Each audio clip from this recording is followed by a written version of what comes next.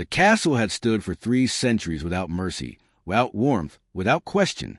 But at 1:50 in the morning, when even shadows hold their breath, a single vibration shattered the silence like glass against stone. The vampire king stared at the glowing screen, at words that should have been impossible, at a ghost he thought he'd buried in dismissal and snow. And somewhere, in a place he couldn't see, his son, his blood, his heir, was calling another woman mother. Some thrones are lost in battle. Others crumble from a single text message sent in the dead of night. The vampire king did not sleep, but he rested. There was a difference, one he perfected over 273 years of existence. Rest was the art of stillness without vulnerability, of closing one's eyes without surrendering consciousness, of inhabiting the space between vigilance and dream. On this particular night, he had chosen the Eastern Tower, where moonlight spilled through Gothic arches like mercury through cracks, painting his pale fingers silver as they traced the rim of a crystal glass filled with something dark and ancient. The castle breathed around him, old stone settling, wind threading through corridors that had witnessed coronations and executions, births and betrayals. The staff had retired hours ago, the immortal servants who asked no questions, the skeletal guards who patrolled with mechanical precision, the advisors who slept in coffins lined with velvet and earth from their homelands. He was alone, as he preferred, as he demanded. His phone, an incongruous modern intrusion in a chamber decorated with tapestries from the Renaissance, sat face down on the mahogany side table. He rarely looked at it. Most communication came through formal channels, through messengers and sealed letters written in blood ink on parchment that smelled of wax and power. The phone was a concession to the modern world, a tool he tolerated but did not embrace. When it vibrated at 1:50 a.m., the sound was obscene, a mechanical tremor that didn't belong in the space of calculated silence. He considered ignoring it. Who would dare disturb him at such an hour? But something primal, something beneath the layers of aristocratic conditioning, made him reach for it. The screen blazed alive, harsh white light that made him squint. An unknown number, international code he didn't immediately recognize. And beneath it, a single line of text that stopped his non-beating heart. "Your son calls me mother now." The glass slipped from his fingers. It didn't shatter. His reflexes caught it mid-fall, years of predatory instinct overriding the shock. But the wine inside sloshed, drops spattering across his white shirt like accusatory wounds. He read the message again. Then again. The words didn't change. They couldn't be real. They shouldn't be possible. His son, Dominic, the boy, the heir, the 8-year-old prince who had been tucked into bed just 3 hours ago in the western wing under the watch of 2 guards and a nursemaid, was upstairs, safe, protected. The king moved, not walked, but moved, a blur of supernatural speed that carried him through corridors and up spiral staircases, his coat billowing behind him like wings, his eyes already shifting to predatory gold. Servants pressed themselves against walls as he passed, sensing the fury that rolled off him in waves. He reached Dominic's chambers and threw open the doors with enough force to crack the hinges. The nursemaid, a vampire woman of 60 years who had served his family for 3 decades, startled awake in her chair, eyes wide with terror. "My lord." He ignored her, crossing to the bed in 2 strides. The covers were pulled back. The sheets were cold. The window, for stories above a courtyard patrolled by guards, stood open, curtains dancing in wind that carried the scent of pine and distant rain. The boy was gone. When? The king's voice was soft, which made it infinitely more dangerous. "When did you last see him?" The nursemaid's face had gone white, whiter than usual, the bloodless pallor of true fear. My lord, I checked on him at midnight. He was sleeping. I swear it. I swear on my bloodline." "Your bloodline means nothing if you've lost my son." He turned to the window, scanning the courtyard below with eyes that could see heat signatures, could track movement in absolute darkness. Nothing. No disturbance in the snow that had begun to fall an hour ago. No footprints. No sign of struggle. The guards burst in, summoned by the nursemaid's distress. Captain Roan, a warrior vampire who had survived 3 clan wars, took one look at the scene and went rigid with understanding. "Seal the castle. the king commanded. Every exit, every window, search every chamber, every cellar, every forgotten corner. And bring me whoever was on watch tonight. Alive. I want them alive. As the guard scattered, the king returned to the bed, to the small indent where his son's body had been. He pressed his palm against the sheet, still slightly warm. This had happened recently, within the last hour, perhaps less. His mind raced through possibilities. Kidnapping, ransom, a rival clan making a move, a curse, a betrayal from within, and then his eyes fell on the pillow. Tucked beneath it, barely visible, was a small folded piece of paper. His hands shook, actually shook, as he pulled it free and unfolded it with surgical care. The handwriting was a child's. Uneven letters in pencil, some backwards, full of the earnest imperfection of someone still learning. Dear Father, please don't be mad. I wanted to see her. She said she would teach me things you never could. I'll come back when I'm ready. I love you. D. Below it, in smaller letters, almost an afterthought. P.S. She makes really good pancakes. The king stared at the note until the letters blurred. His jaw clenched so hard, he heard his own teeth crack and heal, a rhythmic destruction and regeneration that matched the pounding rage in his skull. She. He knew exactly who she was. There was only one person his son could mean. Only one person who would dare this kind of audacity, this kind of theft, this kind of... Elena. The name tasted like ash and old regret. He hadn't spoken it in years. Hadn't allowed himself to think it. She had been banished, erased from castle records. Her name struck from the staff registries as if she'd never existed. And yet here she was, reaching through time and distance with a single text message, stealing his son, rewriting his carefully constructed world. Captain Roan returned, slightly out of breath despite his vampiric constitution. My lord, we found something. The eastern gate. There's evidence of a portal. Very old magic. Blood sigils that have already faded, but the residue is unmistakable. Whoever opened it knew what they were doing. How long ago? No more than 30 minutes. 30 minutes. His son had been gone for 30 minutes. Spirited away through supernatural means by a woman he dismissed, disgraced, and disposed of without a second thought. A human woman who, according to every law of nature and magic, should have aged and died years ago, who had no power, no resources, no right to. His phone buzzed again. He snatched it from his pocket, nearly crushing it in his grip. Another message from the same number. He's safe. He's happy. He chose to come. That's more than you ever gave him. A choice. Then, seconds later, don't try to find us. You won't like what you discover about yourself if you do. The king's vision went red. Literally red. His eyes flooding with the color of ancient hunger and fury. Around him, the temperature dropped so rapidly that frost formed on the stone walls, spreading in crystalline patterns that mimicked the chaos in his chest. Prepare my travel cloak, he said, his voice barely above a whisper, but carrying the weight of absolute command. Gather the tracking specialists. Wake Mortimer. I don't care if he's in death sleep. Drag him out. And someone find me everything we ever knew about Elena Thorne. Every detail. Every record. Every reason I fired her. Everything. Captain Roan hesitated. My lord, Elena Thorne's records were destroyed. You ordered it personally. After her dismissal, you wanted no trace of her in the archives. Then find someone who remembers. Someone always remembers. The king turned back to the window, to the snow that was falling harder now, erasing tracks, covering evidence, burying the present under layers of white that looked like innocence but hid everything. She was here for 3 years. She interacted with staff, with guests, with... He paused, something cold sliding through his chest. With my son, when he was a baby. Should I summon the council, my lord? No. The word was sharp as broken glass. This remains internal. If word spreads that my heir has been taken by a dismissed human servant, it will be seen as weakness. Other clans will circle like sharks. We handle this quietly, efficiently, and when I find her... He didn't finish the sentence. He didn't need to.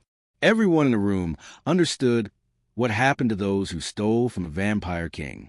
But as the guards filed out and the king stood alone in his son's empty chamber, holding a child's note written in clumsy pencil, something else crept into his consciousness.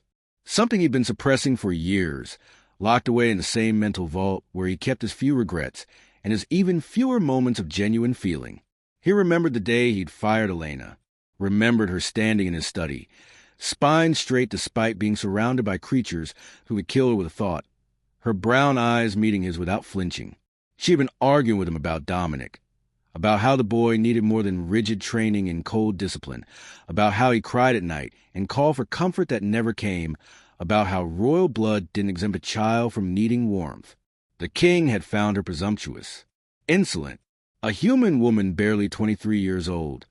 Thinking she could lecture him about raising an heir, he dismissed her on the spot, had her escorted from the castle within the hour, her belongings packed by silent servants who wouldn't meet her eyes. He hadn't asked where she would go, hadn't cared. She was human, disposable, replaceable, insignificant in the grand architecture of his eternal existence. And yet she had survived, had thrived, apparently, had grown powerful enough to breach his defenses, to open portals through his wards, to steal his son from under his nose. And somehow, impossibly, she had made that son love her enough to call her mother. The king's reflection stared back at him from the darkened window, a man who looked 30 but had seen empires rise and fall, whose face was beautiful in the way of marble statues, perfect, cold, and utterly lifeless. When was the last time Dominic had looked at him with anything other than fear? When was the last time the boy had written him a note? When was the last time he'd heard his son laugh? He couldn't remember. Outside, church bells told the hour. 2 a.m. The city below the castle was sleeping, unaware that their prince was missing, that their king was standing in an empty room, confronting a truth he'd spent years avoiding. The phone buzzed one final time. This message was different. Longer, more deliberate. You want to know where we are. You want to storm in with your guards and your power and take him back by force. But here's what you don't know. I've been protecting him since the day I left. From threats you can't see. From enemies you don't believe exist. From a prophecy that names him as either salvation or destruction. You threw me out because I cared too much. Come find us, if you must. But know this, when you do, every lie you built your throne on will come crashing down. The choice is yours, your majesty. Choose wisely. This time, someone actually depends on it. The king read the message 3 times. Then he closed his eyes, allowing himself one moment, just one, of something that might have been fear. Then he opened them, golden and hard as coins, and began to plan. Dawn arrived like an accusation, pale light creeping to the castle's eastern windows and finding the vampire king exactly where darkness had left him, standing in his study surrounded by maps, ancient texts, and the scattered remnants of protective charms that had clearly failed their only job. Mortimer arrived first, still disoriented from being pulled out of death sleep 2 hours early. The ancient vampire, over 500 years old, bent like a question mark, with eyes milky from centuries of reading forbidden texts, shuffled into a room trailing the scent of grave soil and old parchment. "You summoned my lord?" His voice creaked like a door that hadn't been opened in decades. Elena Thorne. The king didn't look up from the map he was studying. A detailed layout of the castle grounds marked with glowing sigils that showed where magical barriers had been breached. You knew her. You cataloged her when she entered service. Tell me everything you remember. Mortimer's cloudy eyes sharpened, the one part of him that age hadn't dulled. The girl who argued with you about the young master's bedtime stories. I didn't summon you for commentary. Facts. Now. The old vampire lowered himself into a chair with the care of someone whose bones might simply decide to stop cooperating. Elena Marie Thorne, age 23 at time of hiring, 26 at dismissal. Human, no remarkable family lineage. Parents deceased, no siblings. Education adequate, but not exceptional. Applied for a cleaning position. Was instead placed in nursery duty due to... He paused, milky eyes focusing on something in memory. Due to an incident. The king's head snapped up. What incident? You don't recall? Of course not. You had just returned from the Northern Territories, that business with the Volkov clan. It was a young master's first birthday. He was crying inconsolably, had been for 3 days. Every vampire nurse we'd hired either quit or couldn't soothe him. The crying was affecting the staff. You know how infant distress can unsettle our kind, something about the frequency of their wails. We were considering alternatives. Get to the point. Miss Thorne was scrubbing floors in the west corridor when she heard the crying. Without permission, without clearance, she walked directly into the nursery and picked up your son. Just picked him up. The guards tried to stop her, but before they could react, the boy had stopped crying, completely silent, staring at her face as if he'd found something he'd been searching for. The king felt something cold settle in his stomach. And I allowed her to stay? You were desperate. The crying had been keeping you awake during day rest. When you saw that she could quiet him, you made an exception to protocol, gave her full nursery access. For 3 years, she was the only one who could consistently calm him. Why don't I remember this? Mortimer's expression was carefully neutral. Perhaps because you chose not to, my lord. You spent very little time in the nursery wing during those years. Your heir was fed, clothed, and silent. You considered a matter resolved and returned your attention to more pressing concerns. The words hung in the air like an indictment. The king turned away, jaw clenched, staring at the maps without seeing them. Pieces of memory were surfacing, fragments he'd buried under years of willful neglect. A young woman with dark hair pulled back in a practical bun, always humming while she worked. The rare occasions when he'd walked past the nursery and heard his son laughing, actual laughter, bright and unguarded. And inside, Elena would be playing some simple human game, building blocks or telling stories with different voices for each character. He'd found it beneath dignity. A vampire prince shouldn't be entertained with nursery rhymes and peek-boo. He should be learning discipline, control, the weight of legacy. So he'd ordered Elena to stop the frivolous activities and focus on basic care only. She'd argued with him, actually stood in his study and told him, with a trembling voice but unflinching eyes, that Dominic was a child first and a prince second, that he needed wonder and warmth as much as he needed protocol and power. He'd fired her the next day. The records you ordered destroyed, Mortimer continued, his tone delicate. They contained something unusual, something that might be relevant now. Speak plainly. When we conducted the standard background investigation after hiring her, we found inconsistencies. Her birth certificate had been amended 3 times. Her parents' death certificates contained conflicting information about cause and location. And there was a sealed file from a convent in the Irish countryside, sealed with wax that bore a symbol I hadn't seen in 200 years. The king's attention sharpened to a lethal point. What symbol? The Order of St. Magdalene, an organization that hasn't officially existed since the 17th century. They were keepers of protective magic. Specifically, they sheltered and trained women with the gift of warding, the ability to create shields against supernatural harm. Most were wiped out during the witch hunts, their knowledge scattered or lost. If Elena had any connection to them, she could create portals, break through my wards. The king's voice was flat, processing implications that rewrote everything he thought he knew. You knew this and didn't tell me. The file was sealed when I found it, my lord. I attempted to open it, but the magic was beyond my skill. I mentioned it in my initial report. You! Mortimer hesitated. You said that a human woman's background was irrelevant as long as she kept your son quiet and stayed out of your way. The king wanted to rage, to overturn the desk, to blame Mortimer for not pushing harder. But the truth was worse. He simply hadn't cared. Elena had been invisible to him, a piece of functional furniture that did its job and required no further thought, until she became the one thing he couldn't ignore. A knock at the door. Captain Roan entered, his expression grim. My lord, the tracking team has returned. They followed the portal's magical signature for 300 miles before losing it at the coast. But they found something before the trail went cold.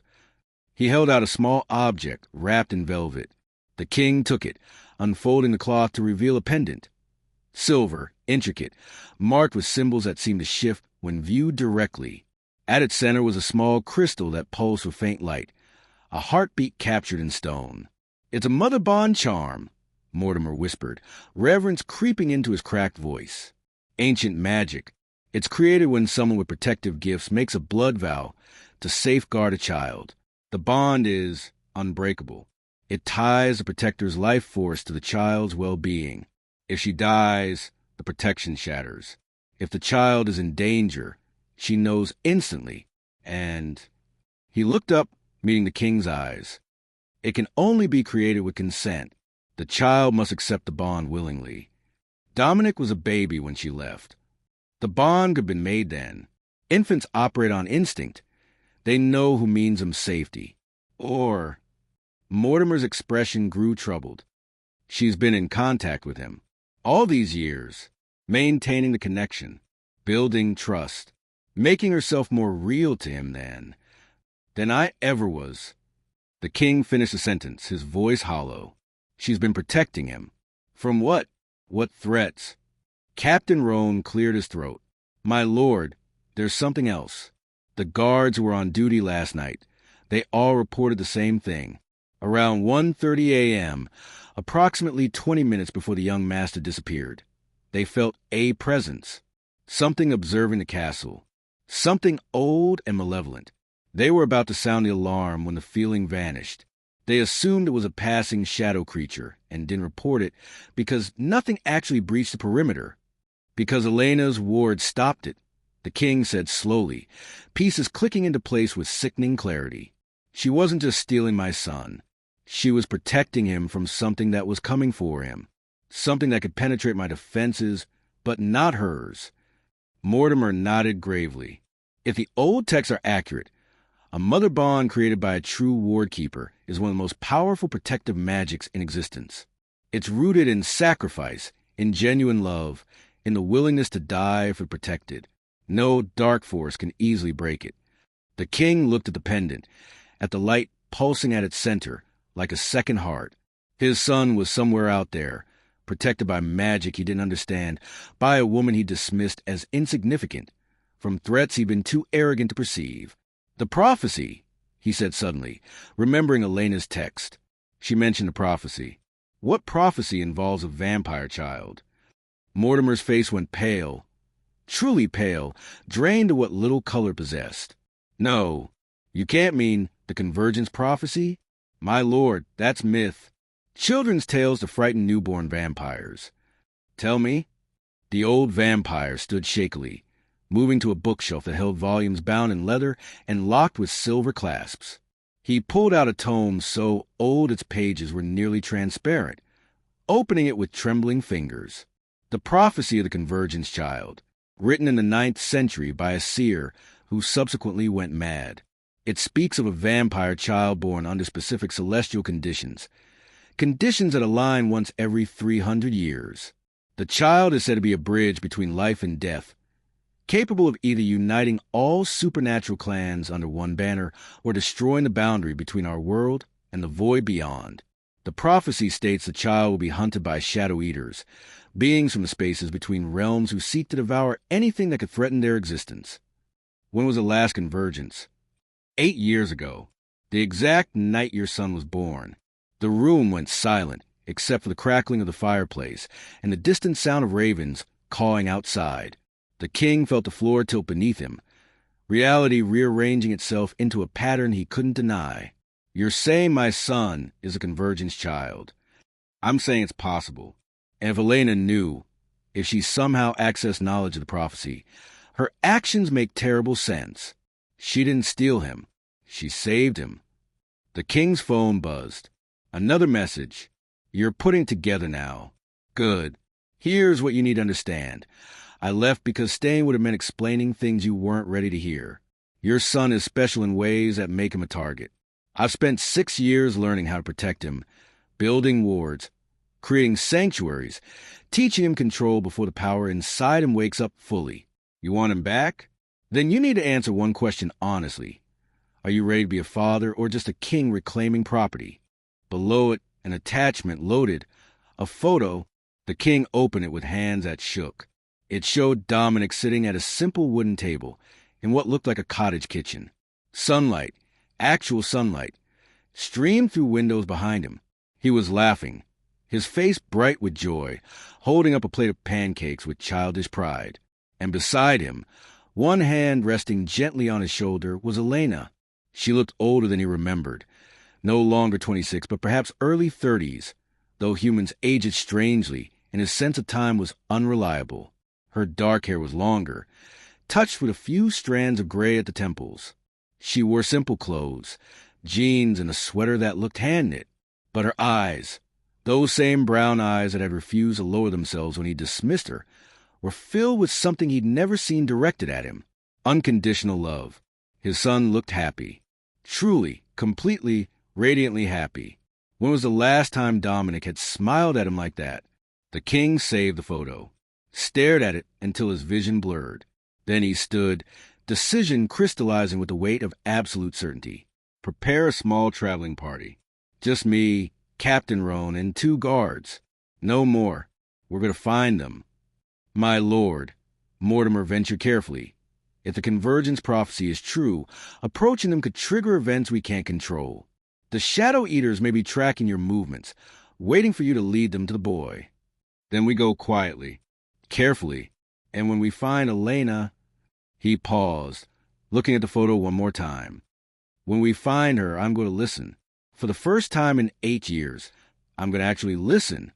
He turned to the window, to the morning light that would force him to seek shelter soon, to rest in the darkness until night fell again. Somewhere out there, beyond his wards, his walls, and his carefully constructed isolation, his son was learning to make pancakes and laugh in sunlight and call a banished servant mother. And somewhere in the space between shame and determination, the vampire king began to realize that getting his son back might require becoming someone worthy of keeping him. The hunt was on, but for the first time in centuries, he wasn't sure if he was a hunter or the hunted. 3 days of searching led nowhere. The tracking magic hit dead ends at shorelines and crossroads, dissolving into mist wherever Elena's wards touched the edges of normal space. The king traveled by night, moving through small coastal towns where humans slept unaware that something ancient and desperate walked their streets, searching for a scent, a sign, a thread of connection. On the 4th night, as frustration curdled into something uglier, the phone buzzed with a new message. Stop blundering around. You're attracting attention we don't need. If you truly want to see him, be at St. Catherine's Cemetery in Cork at midnight tomorrow. Come alone. If I sense guards within a mile, you'll never hear from us again. The king read it twice. Cork, Ireland, the same region where Elena's mysterious convent file had originated. Of course she'd gone home. Of course she'd hidden his son in the one place their histories intersected. Captain Roan protested the solo meeting, citing security protocols and common sense, but the king overruled him. This wasn't about protocol anymore. This was about standing in front of the woman he'd wronged and hearing truths he'd spent years avoiding. So he went alone. St. Catherine's Cemetery occupied a wind-swept hillside overlooking the Irish Sea, gravestones tilting like crooked teeth against sky that couldn't decide between rain and moonlight. The king arrived 15 minutes early, scanning the grounds with supernatural senses that could detect heartbeats from 100 yards away. He found only silence. And then, at precisely midnight, Elena stepped out from behind a mausoleum as if she'd materialized from the shadows themselves. She looked different in the photo. Older, yes, but also harder, sharpened by years of something he didn't understand. She wore dark clothes that blended with the night, and around her neck hung the silver pendant from the tracking team's report, pulsing with that steady heartbeat light. They stood 15 feet apart, 2 figures in a graveyard, separated by more than distance. "You came alone," she said. Her voice was the same, clear, steady, with that slight musical lilt of her Irish roots that she tried to suppress in the castle. "I'm impressed. I half expected an ambush. Where's my son?" "Safe. Sleeping. Guarded by wards you couldn't break if you spent a century trying." She took a step closer, moonlight catching her face. "Did you read the prophecy? Did Mortimer finally dust off the old texts and tell you what your son really is?" The Convergence Child. Yes, I know. Do you? Her eyes flashed. Do you know that shadow eaters have been probing your castle defenses for months? That they're drawn to him like moths to flame? That every day he stays in that cold stone prison, he becomes more visible to things that want to devour him? I have guards, wards, protections that have held for what? For other vampires? For human threats. She laughed, bitter and sharp. You're a king in a dying kingdom, protecting against enemies you understand while completely blind to the ones that matter. Those shadow creatures don't care about your power or your throne. They only care that your son is a doorway, a living bridge between realms. And if they get to him before he learns control, they'll crack him open and use him to flood this world with nightmares you can't imagine. The king felt rage flare, old and familiar, the instinct to assert dominance against insolence. But he held it back, remembering the photo of his son's smile, remembering the promise he'd made to listen. You made a blood bond with him. When Elena's hand moved to the pendant. 3 days after I started working in the nursery, I was changing his clothes when I saw them, the marks, tiny shadows moving under his skin like ink in water. I'd read about the convergent signs in the convent library years ago. I knew what he was, and I knew it would come for him. So you decided to play hero? To bond yourself to my son without my knowledge or consent. I decided to keep him alive. Her voice cracked with emotion she didn't bother hiding. You were too busy being a king to notice that your baby was marked for spiritual slaughter. Someone had to care. Someone had to learn the old protections, the wards, the ways to hide him from things that hunt in the spaces between heartbeats. Then why not tell me? Why not explain? I tried. The words burst out her, carried on years of suppressed frustration. I tried to tell you something was wrong. That Dominic needed more than vampire protocol and royal training. Do you remember what you said? You told me to stay in my lane. That humans didn't understand complexities of raising a supernatural heir. That my job was to keep him fed and quiet, nothing more. The king remembered. The memory landed like a blade between his ribs. Her standing in his study, trying to explain something about the boy's nightmares and strange marks, and him dismissing her concerns with aristocratic disdain because he'd been late for a council meeting about border disputes. So I did it alone, Elena continued, her voice dropping to something raw and honest. I created the bond in secret, started researching, contacted what remained of the convent network, old women scattered across Europe who still remembered the protective arts. I built wards into lullabies, wove shields into bedtime stories. And it worked. The shadow creatures circled but couldn't touch him. Until I fired you. Until you fired me and broke every protection I'd carefully constructed. The wards were tied to my presence. When I left, they shattered. That first night I was gone, the shadow eaters came for him. They got within 10 feet of his bed before the blood bond activated, and I felt it. She pressed a hand to her chest to the pendant. Felt his terror, like my heart was being torn out. I opened a portal that should have killed me, pulled him out literally seconds before they reached him, and we've been running ever since. The king's world tilted. That's not, my guards would have reported. Your guards felt nothing. Shadow eaters don't trigger normal defenses. They move through the cracks between moments, invisible to vampire senses. By the time I got Dominic to safety and returned him before dawn, you never knew he'd been taken. But I knew that if I left again, I couldn't protect him from a distance. So I started making plans. Spent 6 years building a sanctuary that exists partially outside normal space, learning advanced wards, teaching myself a kind of magic that should be impossible for a human to wield. And the text message? The dramatic revelation? Elena's expression shifted to something that might have been regret. I was running out of time. The shadow eaters are getting stronger, more aggressive. They almost breached my sanctuary 2 weeks ago. I realized Dominic needed to be somewhere even more protected, somewhere I could focus entirely on his safety without worrying about your guards or your political games. So yes, I took him. And yes, I did it in the most provocative way possible because I needed you to actually pay attention for once in his life. Silence settled between them. heavy with years of miscommunication and mutual failure. The king looked at this woman, this human who should have been insignificant, and saw someone who had done more to protect his son than he ever had. "Let me see him," he said quietly. "Please." Elena studied him for a long moment, weighing something he couldn't read. Then she nodded. "Follow me, and don't try to memorize the path. It won't work. The route changes every time." She turned and walked deeper into the cemetery, toward a section where the oldest graves slumped into earth like forgotten prayers. The king followed, watching as she traced a pattern on a particular headstone, one worn so smooth that no name remained, just a vague suggestion of words erased by centuries of rain. The air shimmered, reality bent, and a door appeared where no door should exist, a simple wooden frame standing upright in empty space, its interior showing not the hillside beyond, but something else entirely. Warm light, the suggestion of room, the faint sound of child breathing. "Through here," Elena said. "But remember, this is my sanctuary. My rules. You're a guest. Act like one." The king stepped through the impossible door and found himself in a cottage that shouldn't exist.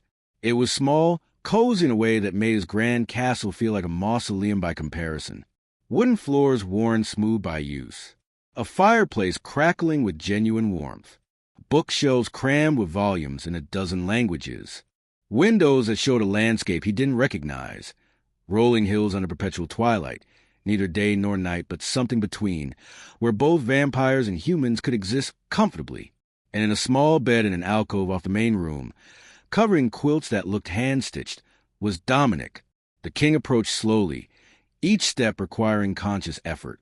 His son slept peacefully, one hand tucked under his cheek, dark hair falling across his forehead. He looked healthy, content, nothing like the pale, anxious child who flinched at sudden movements back at the castle. "He's been happy here," Elena said softly, standing in the doorway.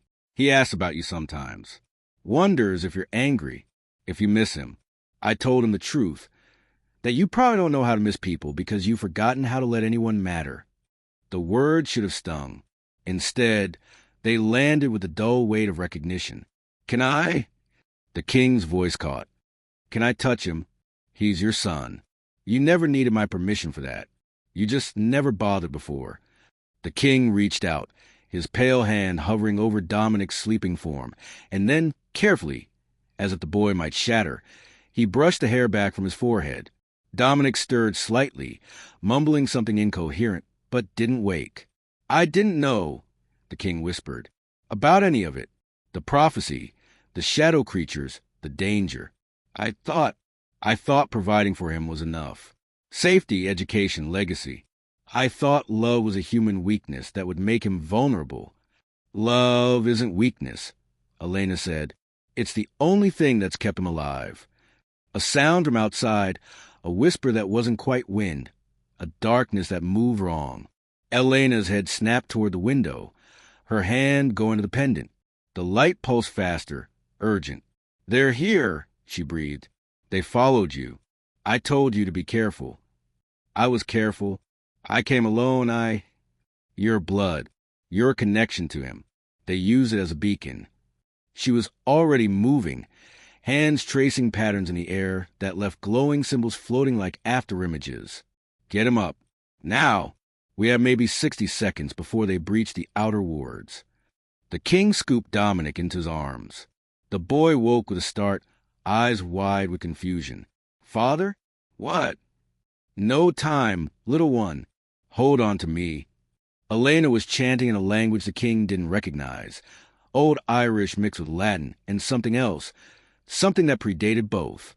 The walls of the cottage shimmered, symbols appearing in the wood grain, in the spaces between stones.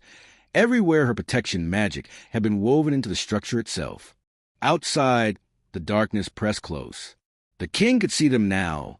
Shadow eaters, dozens of them, formless things that hurt to look at directly, all hunger and malevolence and wrong angles that didn't fit in normal space. They crashed against Elena's wards like waves against a cliff, testing for weaknesses. The blood bond. Elena gasped, sweat beading on her forehead from the effort of maintaining the shields. "It's strong, but it's not enough. Not against this many." We need. Tell me what to do. She looked at him, surprise flashing across her face. You can't do anything. You're not bound to him, you're not. He's my son. The king's voice was steel wrapped in desperate certainty. There has to be a way. Elena's eyes widened with understanding and terror. There is, but it would require you to create a bond. A true one, not protection magic. You don't have that gift.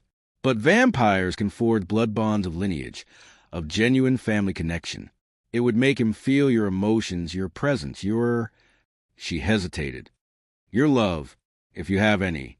The king looked down at Dominic, at the boy who was staring up at him with wide, frightened eyes, and felt something crack open in his chest. Something he kept sealed for so long he'd forgotten it existed. Tell me how, he said. It requires blood, Elena said, her voice steady despite the chaos pressing against the cottage walls.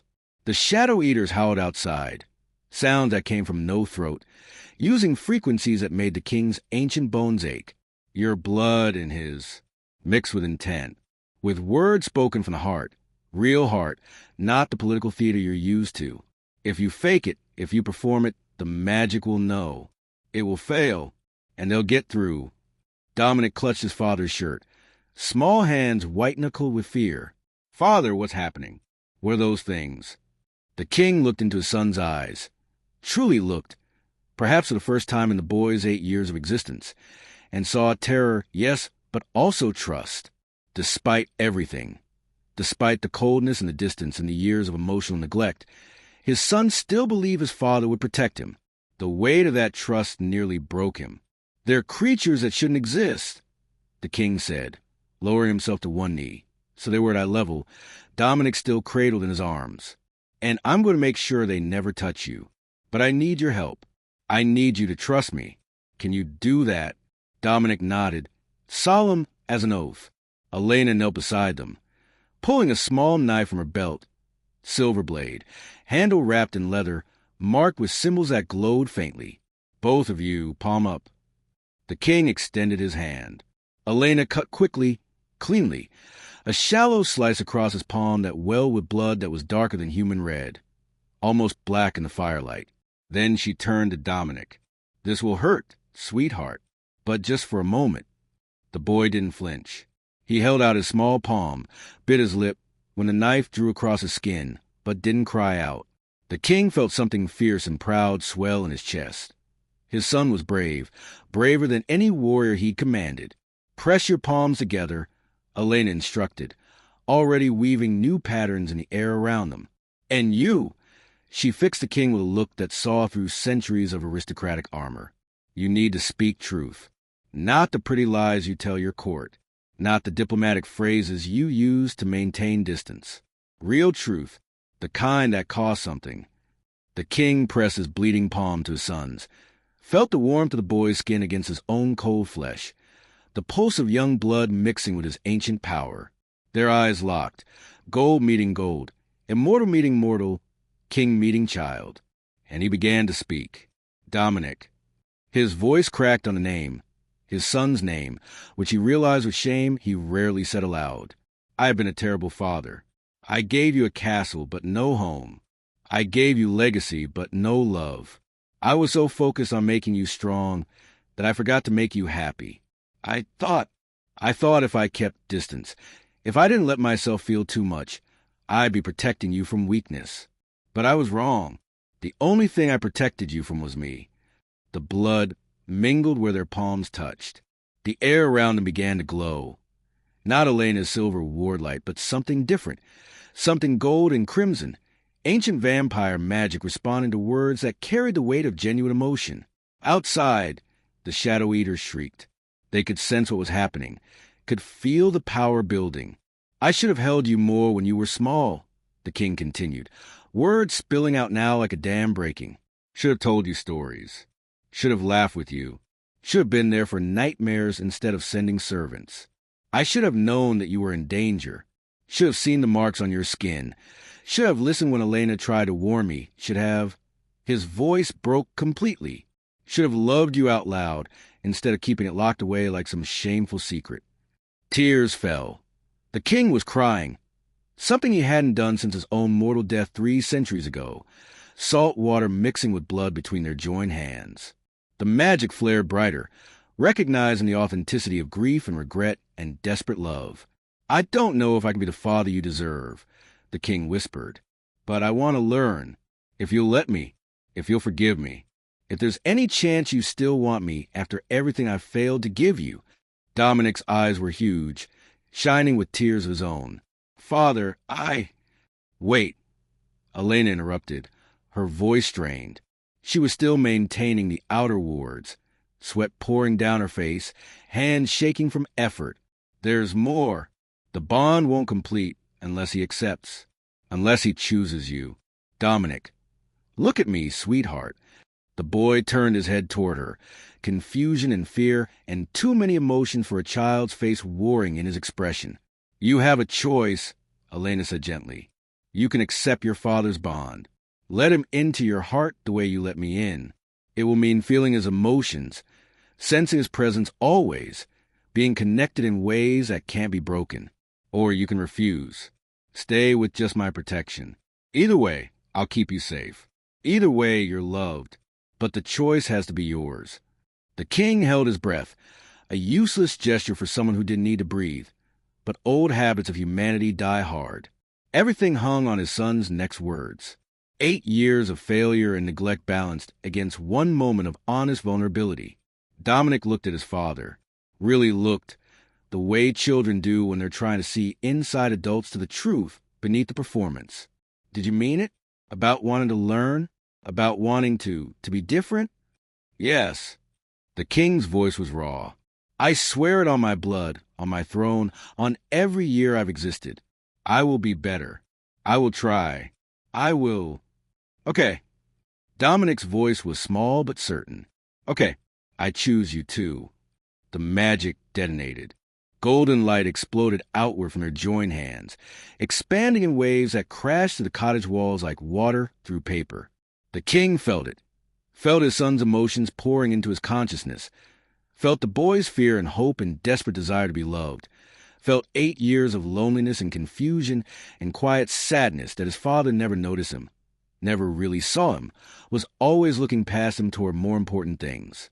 And beneath it all, impossibly resilient, love. His son loved him, had always loved him, even when that love went unacknowledged and unreturned. The realization destroyed something in the king and rebuilt it simultaneously. He pulled Dominic close, crushing the boy to his chest, feeling the small heartbeat against his own still one, and something locked into place, a bond deeper than magic, older than spells, the simple biological truth of parent and child finally acknowledged and accepted. The golden light hit the shadow eaters, and they screamed. It wasn't just Elena's protective wards anymore. It was that plus vampire lineage magic plus the raw power of genuine familial love. 3 forces that individually might have held the creatures at bay, but together created something devastating. The shadow eaters dissolved like smoke in sunlight, their formless bodies unable to withstand magic rooted in real connection. Elena's wards flared one final time, sealing the breach, rebuilding the barriers with a new bond woven through them like golden thread through silver fabric. She staggered, caught herself against the wall, breathing hard. "It worked," she gasped. Holy hell, it actually worked. The king was still holding Dominic, still feeling the overwhelming flood of his son's emotions through the new bond, still crying tears he'd forgotten he could produce. Dominic was crying too, face buried in his father's chest, small body shaking with sobs that might have been relief or fear or 8 years of pent-up longing finally released. "I'm sorry," the king whispered into his son's hair. "I'm so sorry. For all of it, I'll do better. I promise. I promise." "I know," Dominic hiccuped. "I can feel it. I can feel that you mean it." The bond worked both ways. Just as the king could sense his son's emotions, Dominic could feel his father's. The genuine remorse, the fierce protectiveness, the love that had always existed but never found expression. No more hiding behind aristocratic coldness. No more pretending feelings were weakness. The bond stripped away every defense and left only truth. Elena watched him with an expression the king couldn't quite read. Satisfaction mixed with melancholy, hope tangled with exhaustion. She spent 6 years protecting this child alone, and now suddenly she wasn't alone anymore. "Thank you," the king said, meeting her eyes over Dominic's head. "For everything. For seeing what I missed. For caring when I couldn't. For keeping him alive when I didn't even know he was dying. I can never repay that debt." "I don't want repayment," Elena said quietly. "I want him safe. I want him happy. And I want—" She hesitated, vulnerability flashing across her face. "I want to know that if I step back, if I let him return to the castle, he won't go back to being that lonely child who cried in the dark. He won't." The king spoke with absolute certainty. "Because I won't be that absent king anymore. I can't be. Not with this." He touched his chest, where the bond hummed like a second heartbeat. "I feel him now. Constantly. His fear when I raise my voice, his joy when he laughs, his need for what I should have been giving him all along." Dominic pulled back slightly, looking up at his father with red-rimmed eyes and a tentative smile. "Does this mean you'll read me bedtime stories?" The king laughed. Actually laughed, the sound rusty from disuse, but genuine. "Yes, every night, if you want. Even the silly ones with the talking animals that I used to think were beneath princely dignity." "They're not silly," Dominic protested. "They're good. Elena does different voices for each character. Then I'll learn to do voices too." Elena snorted. "I'd pay good money to hear the Vampire King attempt a squeaky mouse voice." "Don't mock me, woman. I'm expanding my parental repertoire." The levity felt strange and fragile, like ice just beginning to form over deep water. But it was real. The bond ensured it. No one could fake emotions as raw, this honest. Gradually, as the adrenaline faded and the immediate danger passed, they settled into practical concerns. Elena explained that the Shadow Eaters would regroup, that the battle was won, but the war wasn't over. The convergence prophecy was still in play, Dominic's power was still developing, and there would be other threats. "But now we have options," she said, sketching plans with the tactical precision of someone who'd been fighting this battle alone for too long. "With your bond added to mine, the wards are exponentially stronger. And if we combine resources, my knowledge of protective magic with your political power and resources, we might actually be able to create a truly safe space for him. Not just a hiding place, but a fortress." "The castle," the king said slowly. "We could ward the entire structure properly. Bring in your convent contacts, commission new protections, actually invest in the kind of security that matters instead of just vampire guards who can't even see the real threats. It would take time, months, maybe years to do properly. Then we start now, tonight." He looked down at Dominic, who had fallen asleep against his chest, exhausted by fear and magic and emotional catharsis. "And he divides his time. Some nights at the castle with me, some here with you. He needs both of us. Deserves both of us." Elena's eyes shimmered. "You'd accept that? Split custody with a dismissed servant. You're not a servant. You're—" The king searched for the right word. "You're his mother, in every way that matters." I was too blind and proud to see it. But the title was never mine to give or withhold. He gave it to you. That's all that matters. Silence stretched between them, full of understanding and tentative beginnings. Then Elena nodded. "Okay, partners then. Co-guardians. We protect him together." "Together," the king agreed. Outside, dawn was approaching. The real dawn, visible through windows that showed the genuine Irish countryside now that the immediate threat had passed. The king would need to seek shelter soon, return to darkness before the sun made that choice for him. But for now, he sat in a cottage that existed partially between worlds, holding his sleeping son, watched by a woman he'd wronged but who'd proven more loyal than any vassal, and felt something he hadn't experienced in 3 centuries. Hope. The road ahead would be difficult. The prophecy still loomed. Shadow Eaters would return. Dominic's power would continue to develop, bringing new challenges and new dangers. Political complications would arise, explaining his son's absences, managing the court's expectations, dealing with rival clans who might see the Convergence child as threat or opportunity.